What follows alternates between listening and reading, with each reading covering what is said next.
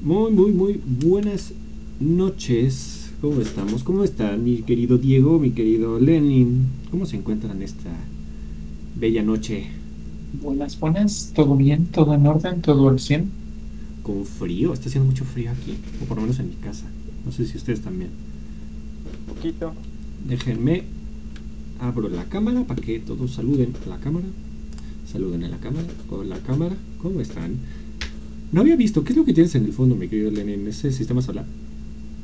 Este, Sí. sí, es un póster que me compré en el Franz Mayer Ok, de sistema solar y tiene datos curiosillos y hay velocidades de escape de cada planeta, las distancias relativas y todo. Está muy ok. cool. Está muy Y más interesante. para allá hay Ajá. uno del mapa del mundo con con los ríos más grandes. Ok. Y los ríos y las montañas más grandes, dónde están ubicadas y su tamaño y así. Está muy cool. Está interesante. Y ahorita, fíjate que tengo varios pósters aquí que quiero poner. Todavía, pero la cosa es que no me decido en dónde, porque además acá en el fondo, esta pared de acá, que se ve, la quiero pintar. Ya tengo pensado que simplemente no he comprado la pintura. Llevas un año diciendo eso. No tengo la pintura, papito. Sí, Pero, sí, o sea, mira, o sea, para mí ya está pintado, pero pues la cosa es que quiero que esté pintado en el mundo tangente. Tangible, perdón, tangente, ¿eh? Tangible, en el mundo tangible. Les tengo un dato curioso el día de hoy. Hoy se conmemora, para iniciar el capítulo de hoy, que me lo recordó un amigo de la carrera, se conmemora el nacimiento de una persona muy importante para la historia e historiografía mexicana, principalmente, específicamente novohispana, es el término más correcto, que es el queridísimo Francisco Javier Clavijero. El 9 de septiembre de 1731 nacía. ¿Por qué es importante este cura jesuita? Su obra principal se llama La Historia Antigua de México. Esta fue escrita aproximadamente en 1767. ¿Qué tiene importante esto? Dos factores. Es un, fue expulsado de la Nueva España, igual que todos los jesuitas, con la famosa expulsión de los jesuitas, y él llevó su obra para dar a conocer al mundo sobre la Nueva España. Ese es un factor importante. Queda a conocer sobre las culturas nativas de aquí, quitando muchos de los tabúes que existen de las culturas prehispánicas en Europa, porque verdad en el siglo XVIII se creía todo un universo de ideas del mundo prehispánico en toda Europa. Y también es importante porque es uno de los primeros que se refiere a este territorio, todo el territorio, como México. Entonces es uno de los precursores para el nombramiento del país. ok. Muy interesante, es una obra muy interesante, es un gran personaje, es como dato cultural para iniciar el día de hoy, que nos vamos a adentrar justo a este choque tan interesante, algunas veces lo llaman el famoso choque de los mundos, Los mundos chocan cuando con los fin. mundos chocan, justamente, pero ¿qué les parece si antes de iniciar con el tema de hoy, que como lo podrán leer en el título del capítulo, vamos a hacer la dinámica que se nos olvidó hacer y por nos se me olvidó hacer la semana pasada, que de las fechas históricas. Una Está bien, disculpa. Manuel. Pues no, diga. es que hay también una explicación breve. Antes de empezar, queríamos hacer el capítulo de hoy de culturas centroamericanas, sudamericanas y de los Andes. Sin embargo, sentimos que iba a suceder lo mismo que el capítulo anterior de Mesoamérica. Mesoamérica, que va a ser una saturación de información y preferimos mejor dejarlo para otra ocasión en la cual podamos hablar tal vez de algunos grupos en un momento determinado y con más calmita, que es lo mismo que también planeamos hacer para Mesoamérica. Pero una disculpa, hoy vamos a cambiamos el tema casi de último momento. Pero además es un tema que amerita, es un tema presente actualmente, muy presente para ser específico, de que hizo ruido esta semana. Pero uy, o sea, se pueden sentir la Puedes tensión. cortar la tensión con Exacto. un cuchillo.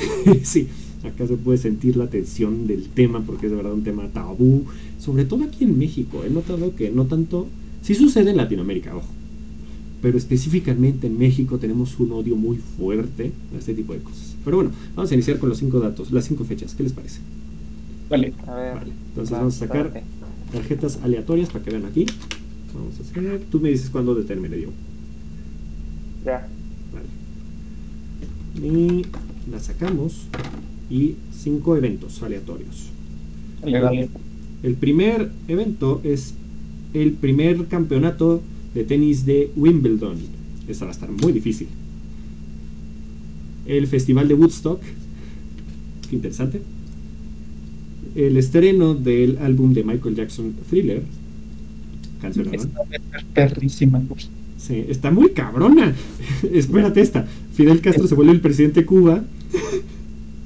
Álbum de Thriller. Madres, todo es casi del siglo XX. Rosa Parks es arrestada. Fuck. No manches. Esta está muy cabrona. Fidel Castro. Fidel Castro es presidente, se vuelve presidente de Cuba y Rosa Parks es arrestada. Dios mío, esta va a estar. Ah, De puta, no le voy a atinar a una. No le voy a atinar, pero bueno. No, pero aparte, o sea, no, corríjanme si estoy mal, pero todo es como de la segunda mitad del siglo. ¿Qué? Sí, Del siglo o sea, XX. tengo una duda con uno nada más. O sea, la fecha, la mayor fecha que tengo duda es una. Pero bueno, las vamos a abordar más adelante. Tenemos todo un capítulo para pensarlas. Y, no sé, tenemos como hora y cacho para pensarle. Va a estar interesante. No creo que la atine. Si te soy muy honesto, no sé ustedes. Pero, bueno, vamos a iniciar. Como podrán haber leído en el título del capítulo de hoy, vamos a hablar de uno de los personajes más controversiales, que conforme pasa el tiempo se vuelve más controversial, más importantes, también es digno de aclararse eso, más importantes que han existido en la historia de la humanidad. A mi gusto, lo estábamos comentando mi queridísimo Lenin y yo al inicio, antes de que empezáramos el capítulo, le decía yo que siento que este personaje es el hombre que partió la historia por la mitad después de Jesús. Haya existido o no, ahí ya es creencia de cada quien. Sin embargo, el siglo I sigue siendo un parteaguas, al punto de que estamos viviendo en el 2021. Y 1492 es una fecha que nadie en el mundo debe de olvidar nunca. Se me hacen dos de las fechas más importantes que han existido en la historia de la humanidad, sobre todo de este bloque que se le conoce como nuestra era o después de Cristo. Son dos de los eventos más importantes, yo creo que es superior incluso a la caída de Roma, me gustó, y a la caída de Constantinopla también. O sea, y voy a hablar un poquito de eso también para introducirnos al tema, pero es un personaje muy controversial. Cada vez que se revisa y se reinterpreta la visión de Cristóbal Colón, surgen nuevas dudas, surgen nuevas hipótesis, surgen nuevos odios y rencores, pero es muy interesante. Entonces, ¿qué les parece si nos adentramos un poquito en este tema, mis queridos? dale. Mi querido Diego, Éntrale. sí, dice, pues ya que si ya beber sangre, pues Ya que no. derrámala bien. Bueno, vamos a iniciar. Mira, como diría ya, a ver, vamos a pintar las calles con la sangre de esos jóvenes. Gracias, qué bonita imagen para iniciar con un tema controversial. Gracias, Diego. Al fin y al cabo tú no eres Pues el es la host verdad, ¿no? O sea, sí, vaya. Pero bueno, antes de empezar a abordar a mi queridísimo Cristóbal Colón, creo que es importante entender el contexto. Siempre, en cualquier fenómeno histórico, personaje, evento, tragedia, lo que quieran, es importante entender el contexto. Entonces, ¿qué sucede con el contexto de Cristóbal Colón? Vamos a hablar un poquito de esto, porque antes de conocer su vida, que es una vida sumamente desconocida, de verdad es una intriga, es todo un dilema. Todo el mundo se pelea el origen nativo de Cristóbal Colón, y ahorita vamos a abordarlo, pero vamos a abordar primero el contexto. Entonces, el primer momento que me gustaría abordar brevemente para hablar de por qué Cristóbal Colón fue Cristóbal Colón, suena muy raro esto, pero hablo del Cristóbal Colón, de la trascendencia que tiene hasta el día de hoy. Es un evento que él no estuvo involucrado en lo más mínimo. Sin embargo, es un evento que paralizó al mundo por completo en su momento, que fue la caída de Constantinopla. Nos estamos adentrando 39 años para ser específico, antes de que Cristóbal Colón zarpe de Puerto de Palos para ir a un territorio desconocido. Sin embargo, es importante hablar de la caída de Constantinopla a manos de Mehmed II del Imperio Otomano. Constantino, el último emperador de Constantinopla, todo este evento, ¿qué sucede? ¿Por qué es tan importante? Constantinopla, recordemos dónde se sitúa. Actualmente se encuentra se le conoce como Estambul, si mi memoria no falla, en Turquía. ¿Por qué es importante este lugar, Constantinopla? Porque Constantinopla es la entrada de Europa a Asia. Entonces, todo el comercio del mundo antiguo tiene que pasar por Constantinopla. Todo, sin excepciones. Si las cosas que llegaban de China y de Asia tenían que cruzar por ahí a fuerzas. Entonces, ¿por qué es importante esto? Porque al momento en el que cae Constantinopla, Mehmed II y el Imperio Otomano cierran este acceso. Entonces, ¿qué sucede aquí? La famosa ruta de la seda, se le conoce a este camino. ¿Mande? Y no la de la Deep Web. No, esa no. Sí, es cierto, ya no me acordaba de ese dato. Tienes toda la razón. Esta ruta de la seda se cierra y se empieza a cobrar. Entonces, ¿qué sucede aquí? Que las grandes coronas europeas, no voy a hablar específicamente de alguna, pero en general las grandes coronas europeas que se apoyaban comercialmente de esta ruta para conseguir las especias. Especia no quiere decir lo que pones en tu comida, creo que es importante contextualizar esto. Hablando en esto, las especias eran cualquier producto exótico en este momento. Entonces, las especias podrían ser vasijas chinas, seda, ornamentos. Por ejemplo, en la Nueva España, ¿cómo se llaman estas? Que se ponen las recámaras para tener privacidad. Ajá, estas mamparas, creo que se llaman. Las mamparas eran una exquisitez china. Y eran muy famosas aquí en la Nueva España y eran muy queridas, al punto de que, como dato cultural, una de las primeras imágenes que tenemos de la iglesia, que actualmente es la Basílica de Guadalupe, se encuentra en una de estas. Está en el Museo del Castillo de Chapultepec, para alguien que le interese. Pero bueno, debrayé un poquito. Sin embargo, este tipo de cosas eran cosas caras. No cualquiera podía obtener una seda china, no cualquiera podía tener vasijas caras, obviamente especias, hablando de alimentos, pimienta, etc, también podían provenir de ahí. Eran de verdad exquisiteces, una exquisitez, por decirlo de una manera. Y por eso es importante, porque es un comercio muy importante entre los dos continentes. Entonces, primer factor por el cual Cristóbal Colón empieza a pensarle, por decirlo de una manera, fuera de la caja. Básicamente, no sean Andrea Legarreta diciendo por qué a los europeos les afecta que Constantinopla cayera, pues justamente por eso, o sea, todo su comercio se vino abajo, en especial con Asia. Totalmente, porque además la otra ruta que existía o que se creía era rodear África, y como que eso está un poquito cachetón. Entonces digo, por si no lo han notado, África es un continente un poquito grande, y además en ese momento África no se conocía todo. Entonces era lo mismo aventarte para abajo que para el lado, y era un problema muy grande. Genuinamente en estos lugares empezó a haber mucha discusión de qué se tenía que hacer, y se buscaron nuevas rutas. O sea, no es como que se hayan quedado cruzados de brazos y Cristóbal Colón simplemente fue el único que tuvo iniciativa, no. Pero bueno, vamos a seguir con otro factor que es importante. Estamos hablando de 1492, hablando específicamente del momento en el cual Cristóbal Colón parte del puerto de Palos en España. Sin embargo, tenemos que entender aquí, miren, volvemos a lo de los procesos, y esto es importante de aclarar, y creo que voy a detenerme en esto cada vez que hablo de un proceso, porque es muy importante. Las cosas no cambian de la noche a la mañana. Roma no cayó en un día, dicen por ahí el dicho, y es lo mismo con el famoso oscurantismo, entre comillas, del medievo y el Renacimiento. ¿A qué voy con esto? Estamos hablando de España en el siglo XV, hay un famoso rey, muy famoso, un rey castellano, importantísimo en su momento, que se conoce como Alfonso X el Sabio. No sé si alguna vez habían escuchado hablar de Alfonso X.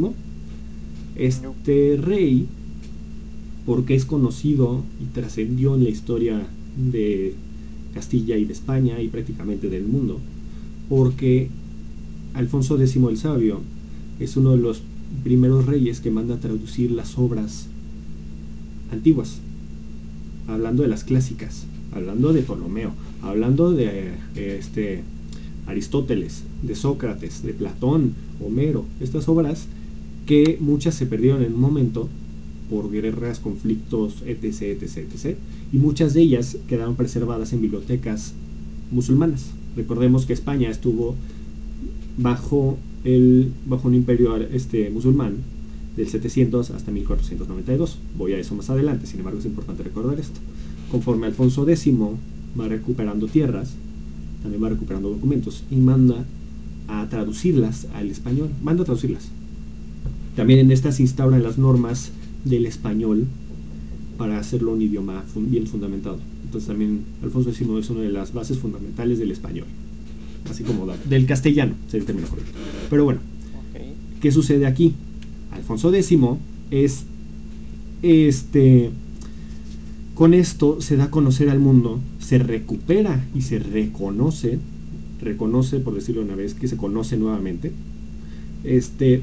las obras clásicas, y entre ellas surge la famosa obra de Ptolomeo. ¿Por qué es importante Ptolomeo?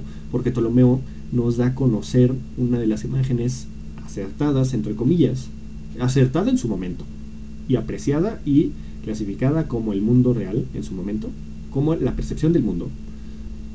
Y este mundo se divide en 3 continentes. Recordemos que estamos en una época en la que la divinidad y el Estado van de la mano. Entonces muchas cosas se justifican con la divinidad. Y volvemos a este ejemplo, y hay un ejemplo de esto de que todo en este mundo está ligado a la divinidad con los continentes. Porque en este momento se cree que existen 3 continentes, como la Santísima Trinidad: Europa, Asia y África. 3 continentes como la Trinidad. Entonces tenemos aquí una imagen. Rompemos también esta idea de que la gente creía que la Tierra era plana.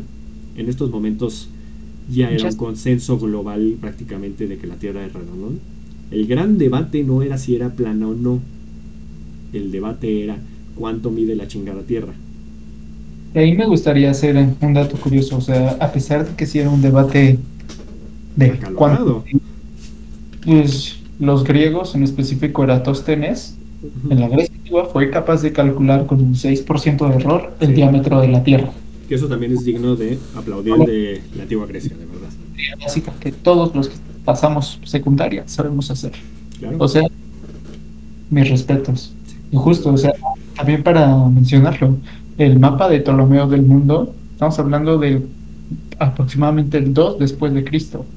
Sí, o sea, en eso, estamos planteando en el 200 años después de Cristo, un vato fue capaz de plantear en un mapa el mundo en ese momento. O sea, Europa, África y Asia, que si ustedes buscan el mapa, la verdad es que es bastante preciso. O sea, considerando el año, considerando todo lo que se requería para hacer un mapa en ese momento, la verdad, mis respetos. Totalmente de acuerdo. O sea, tenemos que recordar, o sea, el mapa, tenemos que recordar que el mundo en ese momento era prácticamente lo que colindaba con el mar Mediterráneo. Entonces tenían un conocimiento milenario del mar Mediterráneo. Entonces de verdad se sabían de pe a pa. Pero eso no le quita el mérito de la precisión del mapa. Y de verdad los invito a que chequen, a que busquen el mapa de Ptolomeo. De verdad, si quieren, mientras escuchamos esto, porque de verdad la precisión es impactante. Aborda desde las famosas columnas de Heracles, que son en el famoso estrecho de Gibraltar en España, hasta prácticamente la India y todo el norte de África. O sea, es un tramo enorme, kilométrico, de verdad. Incluye ríos. Y ríos, todo, o sea, de verdad es impresionante. Pero bueno, retomando un poquito de esto, retomemos la idea de que la Tierra se consideraba ya redonda. No, la cosa en estos momentos, hablando ya en el siglo XV, finales del siglo XV, inicios del XVI, es cuánto mide la bendita Tierra. y no solo cuánto mide, sino cuánto de eso es tierra. Sí, y cuánto es mar. O sea, porque creían que la gran mayoría era tierra. Claro. O sea, y por eso es importante este evento. Pero bueno, vamos a retomar. Ahora ya damos el contexto global. Ahora, otro factor que también es importante, que mucha gente lo determina como el inicio del Renacimiento, personalmente yo no lo creo, es la creación de la imprenta. También surge en el siglo XV. Hablando de la famosa imprenta de Gutenberg, que recordemos que la imprenta es de origen chino. Sin embargo, hablando de la imprenta, la llegada al mundo occidental. Entonces, ¿qué sucede con la imprenta? Difusión de conocimiento, hay mayor accesibilidad a esta información. O sea, sí, yo pienso que el Renacimiento no se da con un solo factor. Bueno, el Renacimiento surge con varios factores. Sin embargo, hay un factor determinante, un evento determinante, que a mi parecer es el descubrimiento de América. Sin embargo, factores dignos de recordarse son la caída de Constantinopla, la llegada de la imprenta, la caída de Granada, que voy a eso ahorita, y el descubrimiento de América. El mal llamado descubrimiento de América, pero ya abordamos eso en el capítulo de la conquista. Si no lo han escuchado, los invito a que lo escuchen, es muy buen capítulo. Ahí no sé también tú qué opinas, algo que vi que también algunos historiadores consideran como factor y otros no lo ponen tanto, es las cruzadas, por así decirlo. O sea, ya veníamos de que unos siglos atrás los cristianos ejecutaron varias cruzadas fallidas y ahora, creándole que Constantinopla cayó a manos de los musulmanes, creo que algunos historiadores dicen, ¿no?, que este sentimiento religioso de no, pues es que todavía tenemos que llevar a Dios, tenemos que llevar nuestra religión al mundo, que también pudo influir en este deseo expansionista. Yo creo que, a mi parecer, o sea, ahorita pensándolo, analizándolo, yo creo que más bien tendría que ver más con la caída del famoso medievo, o el fin del medievo, porque no hubo caída. Yo creo que tendría más bien que ver con el inicio del Renacimiento. Vamos a hablar de esta gran unión católica, que no hubo unión católica en este sentido, porque además hay otro factor también muy importante, que no voy a abordar hoy porque no tiene que ver, sin embargo también es determinante para el Renacimiento, que es la gran separación de la iglesia de Martín Lutero. Las famosas 95 tesis que el desgraciado nos dejó sin ideas para tesis. Muchísimas gracias. ¿Alguna vez han leído las 95 tesis? Así como dato cultural. No. Bueno, no, o sea, de verdad, uno diría 95 tesis, una puta madre, ya se acabó todo el papel. No, son como 4 cuartillas. De verdad es una madrecita así, porque cada tesis es una idea. Entonces es una lectura muy sencilla. Como la... Sí. O sea, es una lectura muy sencillita. Un día, si quieren, así por morbosos, es una lectura súper sencilla. Léanse las 95 tesis. Es muy interesante porque habla mucho del contexto y de los excesos que llegó a tener la Iglesia Católica. Pero bueno, retomemos un poquito ahora el contexto de España, la península ibérica, para ser más específicos geográficamente. ¿Qué sucede en España? Recordemos que España estuvo sometida bajo un imperio musulmán por 700 años. Desde 700 aproximadamente hasta 1492. ¿Qué sucede aquí? 1492 se da la famosa toma de Granada. El 2 de enero de 1492, Isabel la Católica de Castilla y Fernando de Aragón, llevaban ya como 25 años de casados, toman al fin la ciudad de Granada, un evento histórico importantísimo. ¿Por qué? Porque con esto termina el fin de este imperio musulmán, se consolida el gran catolicismo dentro de España. Sin embargo, España no se unifica, no surge España aún. España surge con el famosísimo rey chocolate, que es Carlos V. Carlos V, muy bien. Aquí en México lo conocemos como el rey chocolate, el buen Carlos V. ¿Por qué? Porque Isabel la Católica era de Castilla, Fernando era de Aragón, y se casaron. Sin embargo, cada quien siguió siendo rey de su reino. ¿Qué sucede? Juana la Loca nace y a Juana no le heredan. Sí, pobrecita, de verdad, era Juana la Loca, y se casa con Felipe el Hermoso, para que vean a quién querían más, al nuevo. Pero bueno, y ellos tienen al famoso Carlos V, el cual no solo hereda el reino de Castilla y el reino de Aragón, sino también hereda el Sacro Imperio Romano, lo que es actualmente Alemania, por decirlo de una manera. Se me fue el nombre ahorita y de verdad, qué vergüenza. Sacro Imperio Germánico. Entonces, por esto, el imperio de Carlos V se vuelve un imperio impresionante. Y con Carlos V se da la conquista de México, como dato cultural. Pero bueno, ahora, aquí ya regresamos a la caída de Granada. Tomamos la toma de Granada, se consolida el catolicismo dentro de España. Y este mismo año, este año es importantísimo para la humanidad, 1492, es un antes y un después para la humanidad. Surge un navegante, se presenta por ahí en la falda de la ciudad de Granada, donde estaban Fernando e Isabel mientras estaba la toma. Iba a una audiencia para decirles: oigan, ¿ya ven lo que está pasando allá por Constantinopla? Bueno, pues yo me puedo aventar para el otro lado y llegar a China. A ver, propuesta, no sé qué opinan, qué dicen. Y les dejo la opción en la mesa, me retiro, piénsenlo. ¿Qué tal? Allá. Colón. Vale. Llegas. ¿Les late? ¿No les late? Piénsenlo, me marcas, me mandas un WhatsApp. O sea, una paloma, ya sabes. Claro. Es este famoso y enigmático personaje. Vamos ahora a abordar un poquito más de la vida antes de este evento. ¿Qué se sabe de Cristóbal Colón, de sus primeros años? ¿Quién es Colón? La pregunta es: ¿quién es Colón? ¿Y cómo es él? ¿En qué lugar? Ah, no, ya. ¿Mande? How do you want better? Where is Gamora?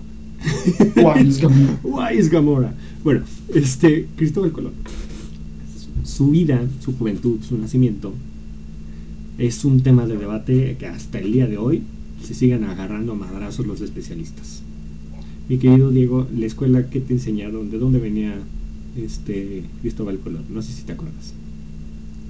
No me acuerdo, simplemente, según recuerdo, nada más nos decían que Colón había llegado con los reyes católicos y Aragón, sí.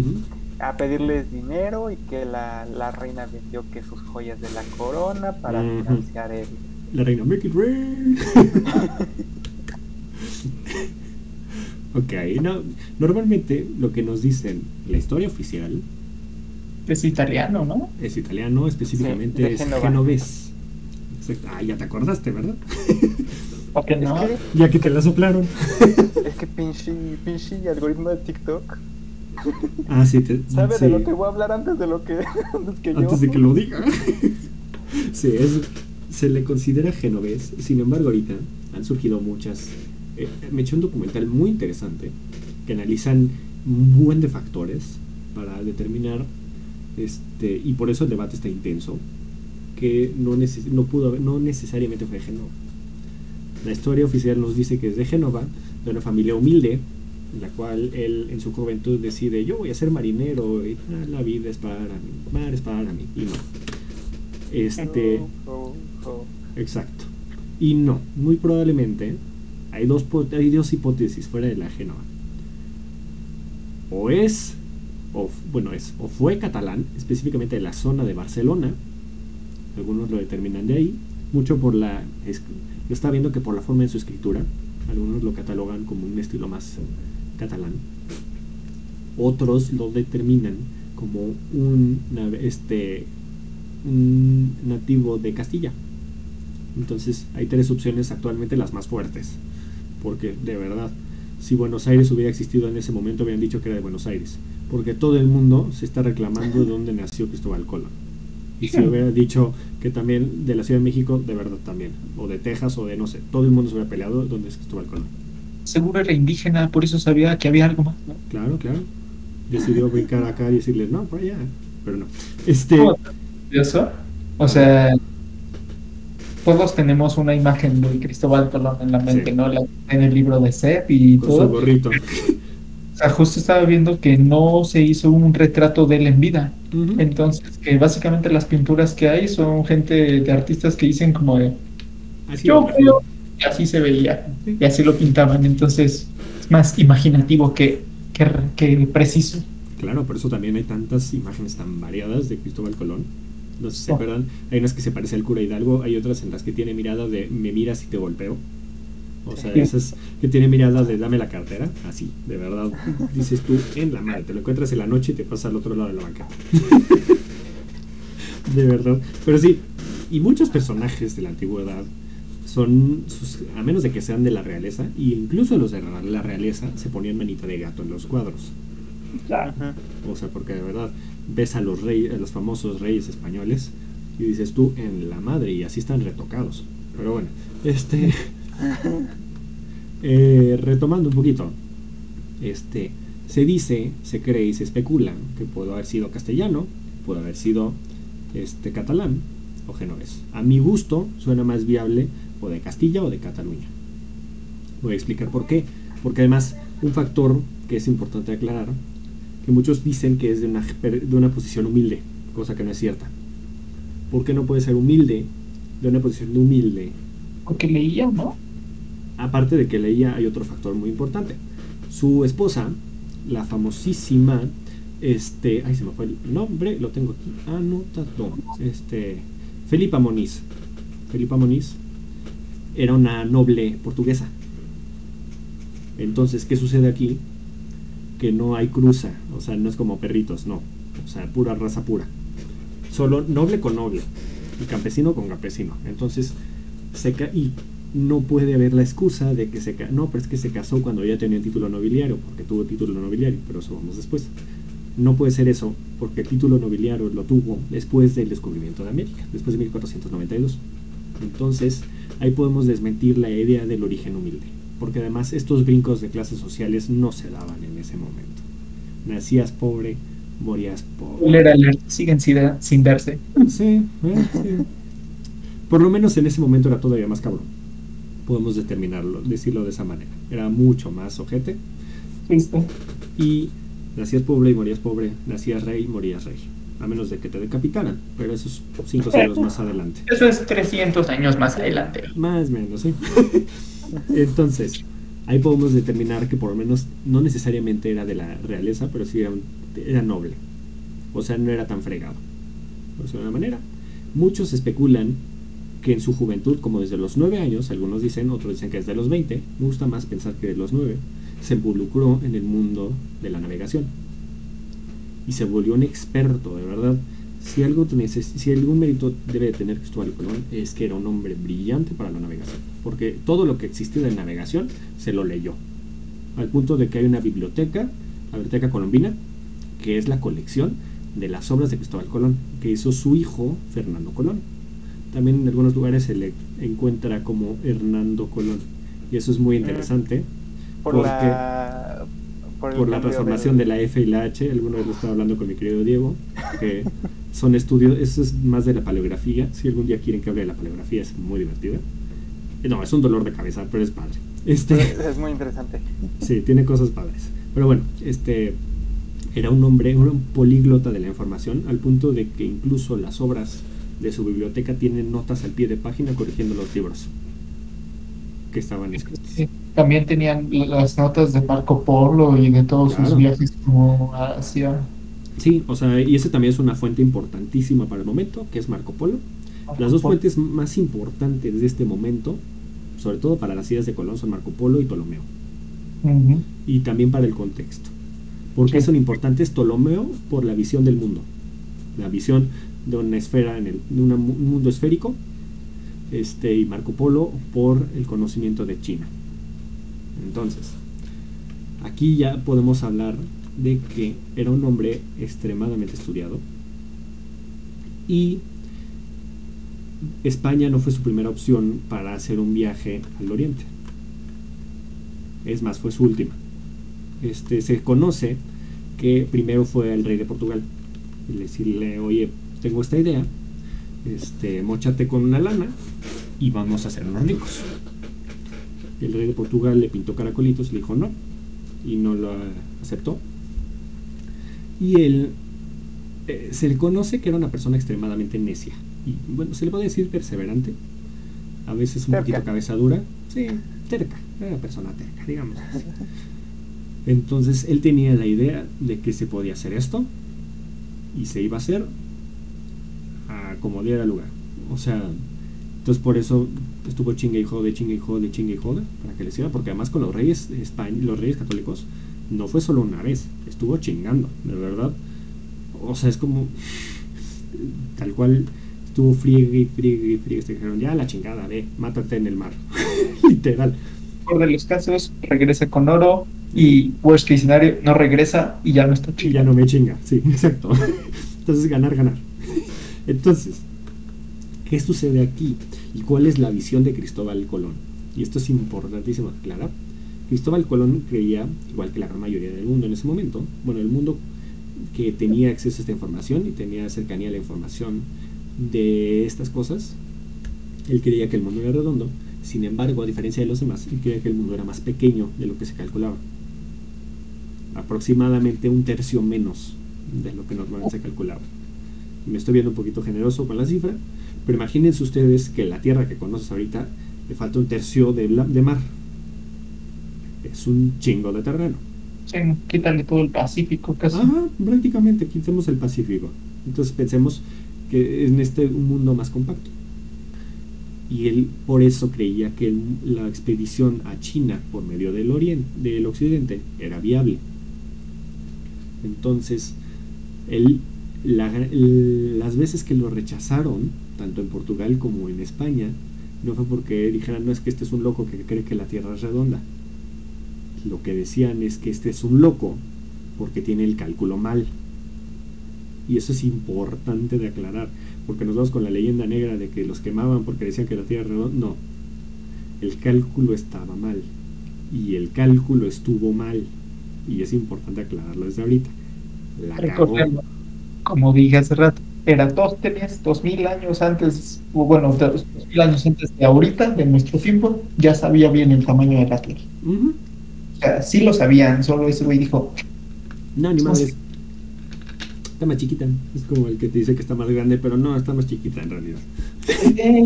Yo conozco sus gringos, presumen más y es más chico de lo que dicen. Exactamente. Entonces, la gente, los reyes, la nobleza, ojo, también la corona española no es de que simplemente los reyes católicos dijeron, no, ¿por qué no? También tenían una corte detrás y gente que de verdad sabía del tema. O sea, fueron asesorados. Y sí, el cálculo estuvo mal. Sin embargo, funcionó a la larga. Es como cuando avientas algo y crees que no va a caer en el bote de basura y rebota en otro lugar y se mete. Así le pasó a Cristóbal Colón. Literal. Porque al cagarla, las libró. Pero bueno, hasta que en una de esas, ya con la alegría y el goce de que Granada cayó. Por cierto, una última teoría de conspiración muy interesante que se cree de Cristóbal Colón. Muchos creen que era judío. Sí. Muchos creen y especulan que Cristóbal Colón era judío y que precisamente quería salir de España porque al caer Granada, los reyes católicos mandan a expulsar a todo aquel no católico del territorio de España. Entonces, algunos creen que entre los judíos estaba Cristóbal Colón y precisamente buscaba una excusa para salir de España y fue ir a conocer el nuevo mundo. Así como dato, yo no lo considero algo viable, a mi parecer. Se me hace mucho choro y teoría de conspiración, sin embargo, es importante de aclarar. Pero bueno, ¿qué sucede? Cristóbal Colón, al fin y al cabo, logra hacer su expedición. El zarpa del puerto de Palos el 3 de agosto de 1492 y se da el primer viaje de Colón. Ojo, no vamos a hablar, y ya le he cagado mucho el capítulo de hoy, pero no es América, no estamos hablando de América. Es un viaje largo, tedioso, porque era un viaje a lo desconocido, nadie sabía dónde iba. No solo eso, también me gustaría hacer una acotación respecto a la tecnología que se necesitó en ese tiempo para hacerlo factible. O sea, estamos hablando de que sí, ya habían navegado muchísimo el mar Mediterráneo, eran expertos navegantes y lo que sea, pero no es lo mismo navegar en el mar Mediterráneo que adentrarte hacia un viaje que no sabes cuánto tiempo vas a estar. O sea, Exactamente. la evolución tecnológica que se dio a raíz de los cruces entre los europeos, la navegación asiática y todo, fue la que permitió el desarrollo de las carabelas, Ujú. que eran barcos ya diseñados, o sea, y que tenían la velocidad y el tamaño y la carga suficiente para Ujú. aguantar a varios hombres con provisiones para meses. Claro. O sea, fue por eso también que dijeron como, pues va. Sí, el Chile. A ver, Diego, a ver si te acuerdas. Las tres carabelas. Las La niña, la famosísimas. pinta de la Santa María. Muy bien, estrellita dorada para Diego. Si eres Así- mexicano, lo tienes tatuado aquí, o sí, sea, claro, o sea, lo tienes aquí a la niño, frente. la Santa Al María. lado del nopal tienes ahí la niña, la pinta de la Santa María. Sí, o sea, no puedes no saber eso. O sea, Bueno, ¿qué sucede? En 1492, el 12 de octubre, para ser específico, Cristóbal Colón, bueno, no Cristóbal Colón, un pelele que estaba observando el horizonte, divisan la Tierra. No me acuerdo el nombre del pelele que estaba divisando la Tierra, pero sí se sabe el nombre. Y llegan a lo que actualmente se conoce como Haití y la República Dominicana, y la nombra mi queridísimo Cristóbal Colón San Salvador. Y en este primer viaje, pierde uno de los de los barcos, de los navíos, pierde a la famosa Santa María, en el cual él estaba y él le dirige a la Santa María. También conoce en este lugar, conoce el contorno de la isla de Cuba y Santo Domingo. Entonces, ¿qué sucede aquí? Pierde la Santa María por diciembre de 1492 y dice, no, pues no puedo llevarme a todos los de la Santa María de regreso a España. Y decide construir con los restos del navío un puerto, el famoso puerto de la Natividad, o el puerto de la Navidad. Y decide dejar ahí a... ¿Por qué te ríes del puerto de la Navidad? ¿Qué tiene graciosa la Navidad? Me pareció curioso el nombre. Pues es que ya eran las fechas y el espíritu, ya sabes, ya quería que llegara Santa Claus. a ver si nos trae un barco de regalo. Es como cuando te traen, ojalá pasara, pero de que Santa Claus te trae una cajita y son las llaves de un coche y solo suena y es otro barco. Eso solo si Santa Claus es tu sugar daddy, si no, no funciona. Ay, Amigos. Ay, O si vives en Estados Unidos. también. Sí. Es impresionante lo fácil que es conseguir un carro en Estados Unidos. Es impresionante. Sí. Pero bueno, no deberíamos. Gente suya se queda en el famoso puerto de la Natividad y él regresa a España a decir, oigan, llegué a Japón. Y llega y dice que llegó a... Ay, se me fue la palabra, pero es... Zipango se le conoce a Japón en ese momento, que es como lo menciona Marco Polo en su obra. Dice, ya llegué a Zipango. ¿Qué quiere decir que ya llegó a Zipango? Que estoy a la vuelta de la esquina de China. Denme lana y encuentro China. Al punto de que se tardó años en planificar el viaje para llegar a Japón. Y el segundo viaje se tardó meses. Porque llegó y dijo, miren, aquí hay nativos, aquí están estas cosas, denme lana y voy a llegar a China. Lo único que tengo que encontrar es este estrecho que une el Océano Pacífico actualmente con el Mar Índico. Eso es lo único que tengo que encontrar.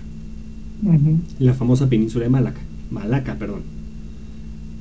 Y dicen, pues va, te damos la lana, y zarpa en septiembre de 1493. A diferencia del primer viaje, se lleva 17 barquitos nada más el infeliz. Humildemente 17 barcos. ¿Y qué sucede? Regresa a San Salvador y a esta zona y se encuentra que la Natividad fue destruida. Dice, yo había ponido la Natividad aquí y ya no está. Entonces, ya no está la Natividad. ¿Qué sucedió? Poco se sabe porque no quedaron sobrevivientes. Sin embargo, muchos se creen que los españoles, no puedo decir los españoles, la población que acompañaba a los marineros que acompañaban a Colón se quisieron pasar de lanza con los nativos y los nativos dijeron ni madres y los mataron a todos. Eso es lo que se especula. Entonces, de que eran dóciles y queridos, no, también eran bravos los nativos de ahí. Entonces llega con 17 naves y es importante recordar, perdónenme, se me fue este factor importantísimo que son las capitulaciones de Santa Fe. ¿Qué son las capitulaciones de Santa Fe? Rapidísimo. Santa Fe es en la entrada de Granada y en este lugar, y las capitulaciones son un contrato, por decirlo de una manera, de los reyes católicos con Cristóbal Colón. Que en pocas palabras lo que hacían esto, cosas muy sencillas, muy básicas, nada ostentoso ni nada, simplemente le daban un título hereditario de almirante, se hacía virrey y gobernador de todo el territorio que él descubriera, y solo él obtenía el 10% de todas las riquezas que se encontraran en este territorio. Nada más. Poquito. O sea, nada. Una miseria. O sea, imagínate, si hubiera descubierto él toda América, virrey de todos. Nada más. Poquito. Y 10% de toda la ganancia. Pero bueno, para que se den una idea de las condiciones. Segundo viaje, encuentra la natividad destruida y por supuesto que exige una represión hacia los indígenas. Porque pues ojo por ojo. Entonces en este viaje él descubre lo que actualmente es Puerto Rico y la isla de Jamaica. Entonces estamos viendo que está consolidando toda la zona. ¿Y qué es lo que él dice? Porque encuentra islas y dice, ¿encontré América? No, encontré Japón. Y sigue creyendo que está descubriendo islas de Japón e incluso cree que Cuba es una península y muere creyendo que Cuba es una península, a pesar de que ya muchos le desmienten y dicen que Cuba es una isla. Pero bueno, en el tercer viaje, se da en 1498 y es importante por dos razones. Primera, porque es la primera vez que un hombre europeo llega a la placa continental.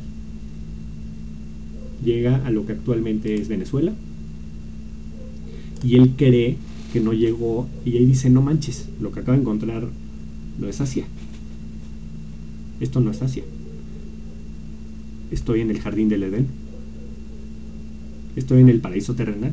¿Por qué? Porque encuentro un agua dulce como el néctar como néctar de dioses, por decirlo de una manera, porque encuentro una población dócil, gentil y amable, porque encuentro una fauna maravillosa y una flora impactante. Dice, estoy en el jardín del Edén. No, porque no podía determinar también él que estaba encontrando un continente porque no encajaba con su pensamiento, el pensamiento trinitario que habíamos dicho, Europa, Asia, África. Entonces dice, la otra opción es el jardín del Edén. Si no es Chana, es Juana, y si no, pues su hermano. Entonces llega ahí el paraíso terrenal. ¿Y qué sucede aquí? Esto es en la zona de Venezuela, para hacer lo que conocemos actualmente como Venezuela. Y aquí regresa a toda la zona de San Salvador y la gente está que se la lleva el carajo con él, porque él no era gobernante, él era navegante. Entonces les dijo, pues ahí les encargó el changarro y dejó olvidado el changarro 5 años, nada más. Entonces por supuesto que estaban ahorcando en todo el territorio descubierto. Entonces, ¿qué sucede? Cristóbal Colón es apresado y se lo llevan de regreso a España. En España anulan las capitulaciones de Santa Fe, le quitan el título nobiliario, le quitan el cargo de virrey y le quitan su posibilidad de tener lana de esto.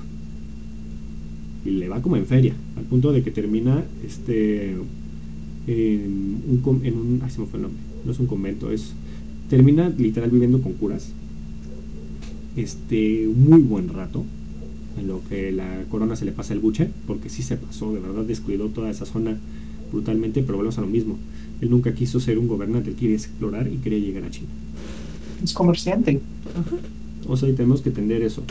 Entonces, en su último viaje, le conceden un último viaje de la corona, en 1502.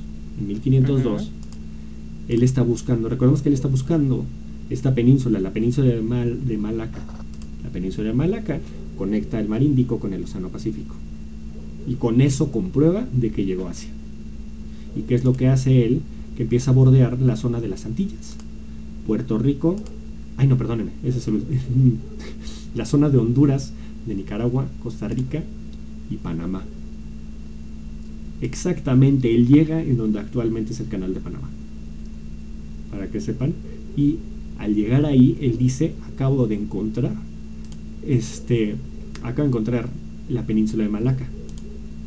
Llegué a Asia, logré mi cometido, y él cree que Panamá es esta península. Entonces se va satisfecho en cierto sentido, fatigado, ya enfermo y cansado, porque además en este último viaje se queda varado en la isla de Jamaica.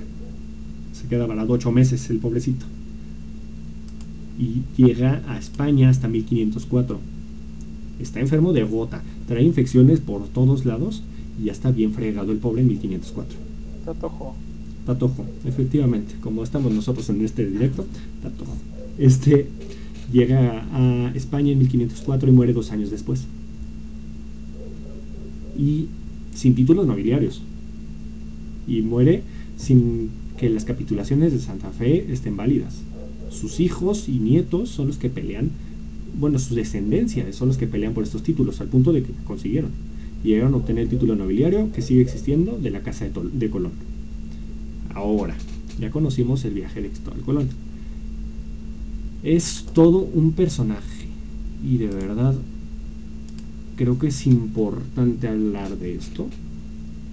Existe un tabú muy fuerte contra Cristóbal Colón, muy muy fuerte. Hoy en día lo podemos demostrar con acciones que están sucediendo el día de hoy, vigentes esta semana incluso, que existe esta leyenda negra detrás de él. Recordemos un poquito, quiero recordar un poquito y retomar unas ideas que tomamos en el momento de la conquista, que hicimos el capítulo de la conquista. El primer término que se le da a Cristóbal Colón siempre es el de genocida. No sé si han escuchado el famoso Colón genocida y muérete, no sé qué tanta cosa. Recordemos, un genocida es alguien que tiene la intención de asesinar. Él jamás en su momento, no hay testimonio alguno que demuestre que tuvo la intencionalidad de exterminar a los nativos. Por dar un ejemplo, no quiero ser apologético, no estoy aquí defendiendo muertos, porque recordemos que la historia no sirve para regañar muertos. Y ya dejemos de politizar la historia, y créanme que estoy muy fatigado de escuchar esto, porque se ve vigente, se ve actualmente, se ve todos los días, y de verdad me vale 3 kilos. Me voy a meter en un tema polémico que ahorita están poniendo en el Paseo de la Reforma. Acaban de quitar la escultura de Cristóbal Colón y de 4 grandes intelectuales que tuvo la Nueva España, fuentes importantísimas históricas, y buscan poner una mujer indígena. Porque esto es politizar a la historia, y genuinamente a mí sí me molesta mucho. ¿Por qué razón? Porque no estás buscando reivindicar el papel del indígena en la historia, porque ya está la escultura de Moctezuma, porque ya está todo esto. Lo único que estás haciendo es generar odio hacia otra nación, cosa que se está haciendo hoy en día y que se ve, y que sobre todo en México se vive todos los días. No vengo aquí a defender a los españoles, no vengo aquí a decir que de verdad los españoles fueron unos santos, porque de verdad hay registro y hay conocimiento de españoles que de verdad se la volaron y se brincaron la barda con todo el proceso de conquista. Pero tenemos que recordar que es un proceso de conquista, y que ninguna conquista en el mundo, en la historia, ha sido justa. Es un proceso nada más, bueno, malo, regular, un proceso. No venimos aquí a regañar muertos, no estamos aquí pateando tumbas, punto. Porque el simple hecho de que estés mentándole la madre a Cristóbal Colón no va a cambiar absolutamente nada. ¿Por qué razón? También es muy fácil, y creo que esto también para que lo reflexionen, es muy, muy, muy sencillo echar culpas a gente muerta de las acciones que tú cometes todos los días. De que dicen, es que no le dan el valor a los indígenas, es que tenemos que también reivindicarnos como sociedad porque también somos indígenas, y desprecias a la gente, a la población indígena y nativa que sigue existiendo en tu país. De verdad es un discurso extremadamente hipócrita. Y te justificas con una escultura, y te justificas con un muerto. Dejen a los muertos en paz y ponte a reflexionar más bien tú qué es lo que estás haciendo. Como los vivos. De verdad, La cosa es con los vivos. Cristóbal Colón, no vengo aquí a defenderlo, pero Cristóbal Colón tiene 10 veces más el valor que tú por reclamar por una estúpida escultura. En buen plan. Y de verdad lo digo porque sí es triste.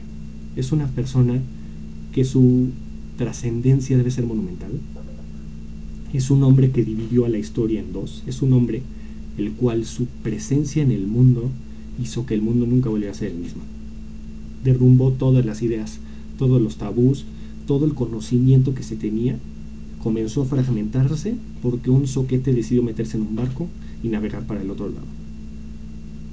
Y tuvo 10 veces más el valor que cualquier idiota que está reclamando por una escultura. Y si tú me estás dando del mensaje de que la escultura no es la escultura, es la imagen detrás, pues cámbiale la imagen. La escultura sigue siendo lo mismo. El pensamiento es lo que tiene que cambiar, las ideas son lo que tienen que cambiar. Tenemos que entender que era un hombre en su contexto, igual que cualquiera, porque además, si nos vienes a hablar de conquistadores y saqueadores, todas las naciones y todos los imperios antiguos y modernos son saqueadores, incluso del mismísimo Moctezuma que se encuentra en el Paseo de la Reforma. No vengas a santificar a uno y a patear a otro, cuando ambos son humanos.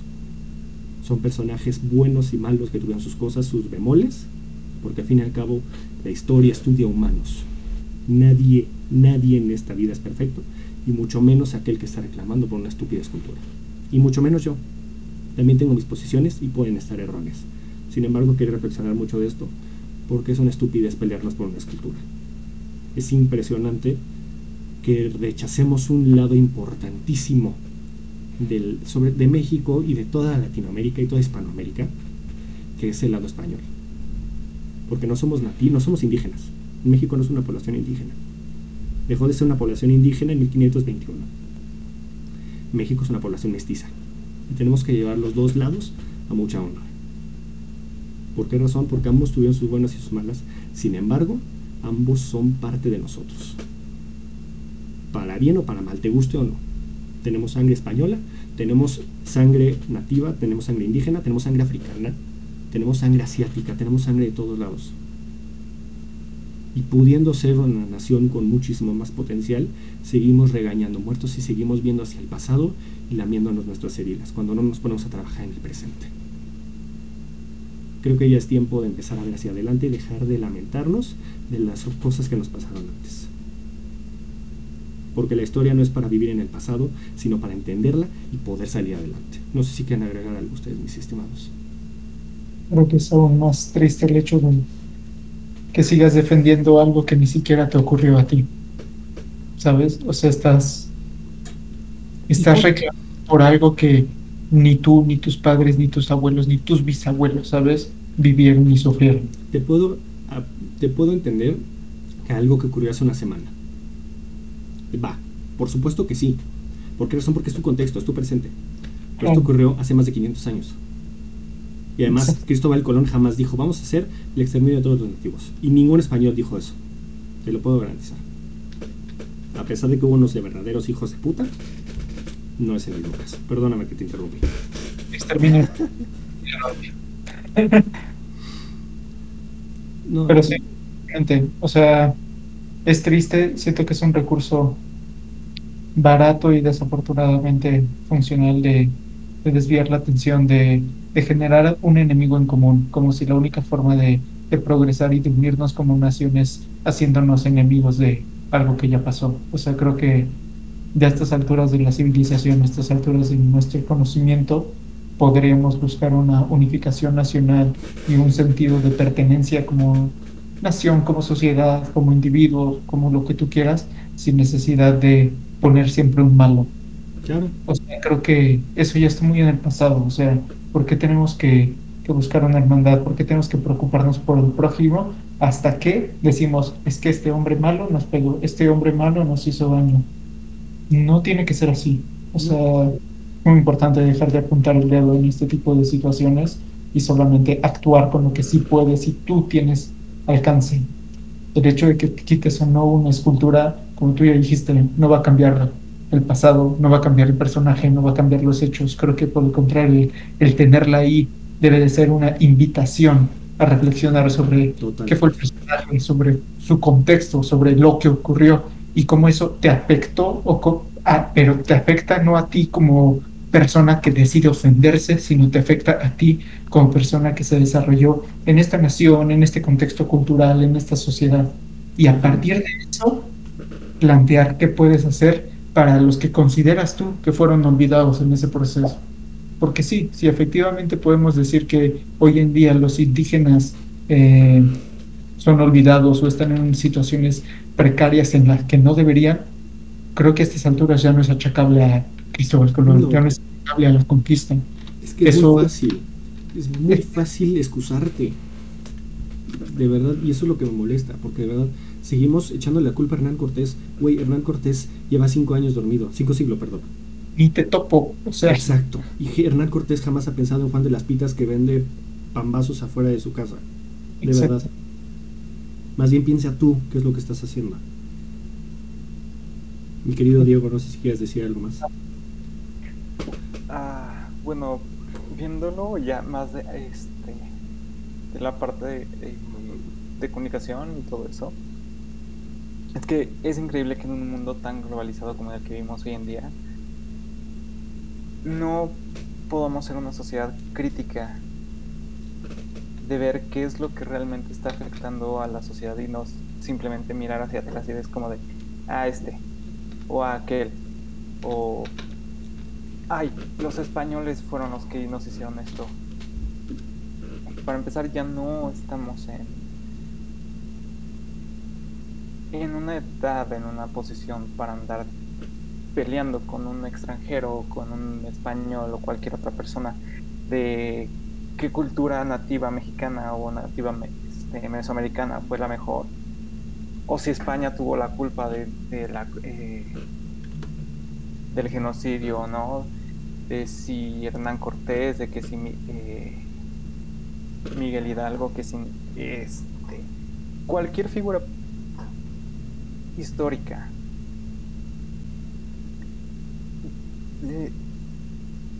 Hay que ser una hay que ser una película. Ya quieres ver una película. Ya. Hay que ser personas críticas.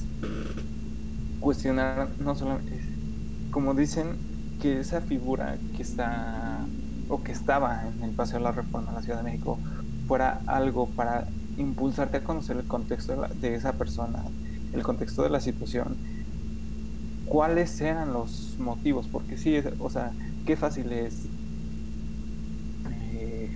ponerte a discutir por alguien por internet o echar la culpa a alguien que ya está muerto, que ni siquiera puede defenderse y explicar qué fue lo que pasó. Y además, ¿sabes qué me parece hasta un poco hipócrita hasta cierto punto? El con qué desprecio decimos, no, es que cómo quemaron códices antiguos o cómo se atrevieron a borrar la historia de otros nada más porque no era su historia. Y hasta cierto punto es, si acaso en menor medida, tal vez, pero es más de lo mismo. Es con qué derecho vengo yo a remover esta escultura que en el momento en que fue hecha representó algo. Habla del contexto en el que fue creada, quién la mandó a hacer, lo que se pensaba. O sea, ¿por qué vienes tú a borrar ese pedazo de la historia? Claro. O sea, no sé. Es un tema, o sea, yo no vengo aquí a decir que estuvo bien o estuvo mal, porque al fin y al cabo yo no soy nadie para decir estas cosas. Yo vengo aquí a reflexionar y invito a la gente que está escuchando esto a reflexionar si de verdad estas acciones son las necesarias a cambiar una sociedad. Porque al fin y al cabo los monumentos vienen y van, y eso lo sabemos, y los monumentos han caído y han crecido, sin embargo las sociedades no cambian por monumentos. Las sociedades cambian por ideas, por pensamientos. En vez de tumbar monumentos, esculturas y todo esto, cambiamos monumentos mentales. Digamos, sí, Cristóbal Colón tiene sus bemoles, pero al fin y al cabo es un personaje interesantísimo, es un personaje importante para el mundo, porque además por Cristóbal Colón surge la famosa hispanidad. Y también por Hernán Cortés y por los grandes conquistadores. Y en México tenemos un odio, específicamente en México, tenemos un odio brutal a los españoles. Y se ve y se escucha todos los días, y la gente dice Hernán Cortés y escupen al piso. Y yo no vengo aquí a defenderlos. Ya están muertos. No me quita a mí nada que los vengan a insultar. No son tus amigos personales. Exacto. Yo nunca, créanme que nunca tomé un café con Hernán Cortés, y mucho menos con Cristóbal Colón. Creo que a Cristóbal Colón yo no lo trataría bien, porque honestamente, por lo que he escuchado, no se ve como una persona demasiado amigable. Sin embargo, necesitamos quitarnos estas ideas estúpidas de los odios. Porque, es que siempre es el gobierno, y todo es culpa del gobierno, y yo no hago nada al respecto. Es que, maldito gobierno, nunca hace nada, no sé qué tantas cosas, y no voy a votar. Maldita sea, estúpidos españoles, nos quitaron todas estas cosas, y yo no estoy haciendo nada por sacar mi país adelante. Es muy fácil echar culpas. Muy fácil. Es lo que hablábamos ayer, ¿dónde queda la responsabilidad social ante Exacto. todo esto? De verdad, es muy sencillo echar culpas. Muy, muy, muy, muy fácil. Porque te lavas las manos. Es muy fácil apuntar al otro. Y aquí también me gustaría hacer una acotación que yo, desde mi punto de vista, creo que es importante. No significa que los monumentos, que las esculturas sean intachables. No significa que no estén sujetos a cambio, que no estén sujetos al paso del tiempo y que incluso a movimientos. Pero creo que hay una diferencia muy marcada entre rayar, destruir monumentos por un movimiento justificado, y es muy diferente a hacerlo por un capricho y por una politización de crear un enemigo en común. Claro, al fin y al cabo estamos politizando la historia. Y ese es el gran problema, y eso es lo que sí me molesta personalmente. Estamos redireccionando la historia para apoyar un discurso oficial. Exacto. No simplemente, no para reivindicar ni para levantar a esas voces que nunca se escucharon, no. Esto es un movimiento plenamente político, con una trascendencia mínima. Lo único que busca esto es generar un discurso, generar controversia y que cierta población apoye. Y nada más. Entonces, piénsenlo, de verdad. Puede que mi opinión no les guste, puede que nuestra opinión no les guste. Sin embargo, no quiero yo aquí convencerlos de mi postura. Lo que quiero es que reflexionen en el tema. Y si de verdad creen ustedes que vale la pena esto. Que sean críticos. Exacto. Eso es lo único que buscamos en este programa. Que sean críticos. Incluso si van este a apuntar programa. a alguien, primero apúntense ustedes antes de apuntar a otra Precisamente. persona. ¿Qué les parece si para alegrarnos un poquito, porque como terminamos este capítulo de hoy, vemos nuestros resultados de las tarjetas? A ver, Tengo miedo. Se las recuerdo. La primera que salió fue el primer campeonato de tenis de Wimbledon. La segunda que salió fue el Festival de Woodstock. La tercera fue el lanzamiento de Thriller de Michael Jackson. La cuarta fue que Fidel Castro se vuelve presidente de Cuba. Y la última que salió fue que Rosa Parks es arrestada. Entonces, déjenme las acomodo yo a mi gusto. Y creo que yo ya las tengo. No sé ustedes. Yo ¿Ya? ya. ¿Están? Dale. Vale, entonces las voy a ir volteando conforme conforme salieron, ¿vale? Ok, La primera que salió fue el campeonato de Wimbledon, ok. que salió en 1877.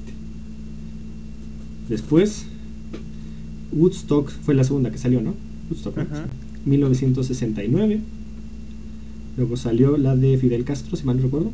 No, la de Thriller. La de Thriller es en 1982. Después es Fidel Castro, se vuelve presidente de Cuba, 1976. Y Rosa Parks es arrestada. Y yo la cagué y monumentalmente. Porque yo puse primero Wimbledon, luego Castro, Y luego Rosa Parks. No manches, hijo, ahí sí te la Sí, me mandaste. falló, cabrón. Wimbledon no Este, la sabía, pero- O sea, Claro que Wimbledon sí. sabía que era la primera, pero no sabía qué tan lejos. Después Woodstock y luego al final puse Thriller. O Parece sea, que 1950 años. ¿qué cosa? Rosa Parks, ¿en qué año fue? 1955. ¿Cómo lo Sí. pusieron ustedes? Pues yo puse Rosa Parks, Fidel Castro, Ujú. Wimbledon, Ujú. Woodstock y Thriller. O sea, yo la verdad de Wimbledon no sabía que tenía tanto tiempo. Mi querido Diego, ¿cómo pusiste Yo- tú? Primero puse a Fidel Castro. Ok. Ni siquiera me dejaste tomar refresco, entonces mejor me espero. Mira, te voy a decir por qué lo puse ahí. Porque está bien pinche ruco. No, Bueno, porque, estaba. porque No, por la película que te platiqué el otro día que vi, Ujú. de Rojo Amanecer, aparece la imagen de Fidel Castro y hablan sobre Sí, sí, sí. todo eso. Y pues eso sucedió en el 68 y dije, Sí. ok, si eso sucedió en el 68, entonces debió de haber llegado antes a la... Y Thriller lo puse hasta el final porque sé que había salido como por ahí de los 80, principios de los 80. Pero sí, con Wimbledon sí fue horrible porque, te digo, primero puse Castro, después puse Wimbledon, después Woodstock, después Rosa Parks y después Thriller. No, ahí sí te fuiste un poquito. Sí, así estuvo. Es que salió todo del siglo XX, excepto Wimbledon. O sea, esta sí fue un lapso muchísimo más cerrado. Súper condensado, como un 30 años, a excepción de Wimbledon. De verdad sí estuvo cañón, ¿eh? Pero bueno, ya para despedirnos, muchísimas gracias a todos los que nos estuvieron O sea, escuchando. literalmente fueron los 50, los 60, los 70 y los 80. Y también los 70s, pero de 1800. De 100 antes. Sí, 100 años antes, un poquito, pero bueno.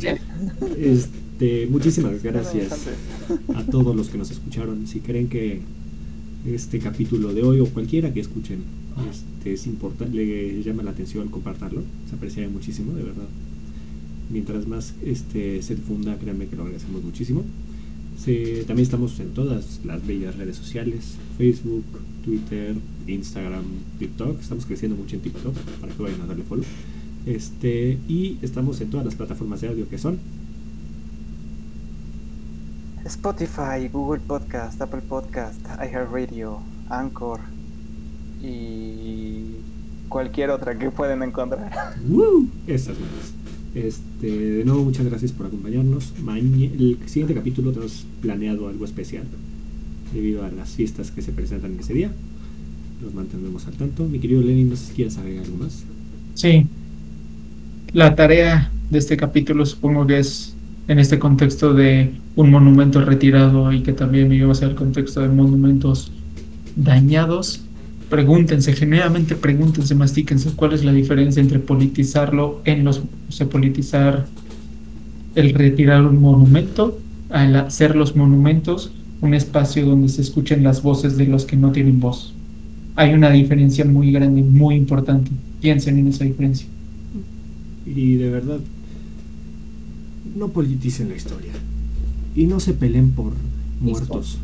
Además, creo que lo primero que voy a decir aquí: no se peleen por muertos. A menos que sea tu padre ellos. Sí, a menos de que sea tu padre, ahí sí, te la O si es pasas. familia directa. Si no lo conoces.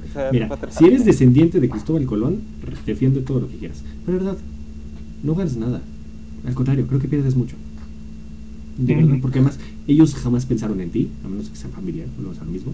O sea, no defiendas a Hernán Cortés ni ataques a Hernán Cortés. Él jamás pensó en ti, ni jamás en su vida Palomera pensó algún día que iba a existir alguien que sea Juan de las Pitas. No, de verdad.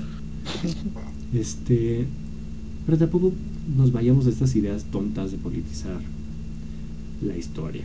No es bueno politizar la historia, porque la politización de la historia crea una historia ideológica, y las ideologías dentro de la historia son subjetivas y llevan a desastres muy cabrones, porque generan división muy cabrones. Hay muchos ejemplos de ellos que no nos genocidios. Ahí sí surgen genocidios. Solo como un dato. Ay, no más. Justo. Exactamente. Entonces piensen mucho lo que están discutiendo. Muchísimas gracias por acompañarnos. Nos vemos la próxima semana y cuídense mucho. Adiós, cámara.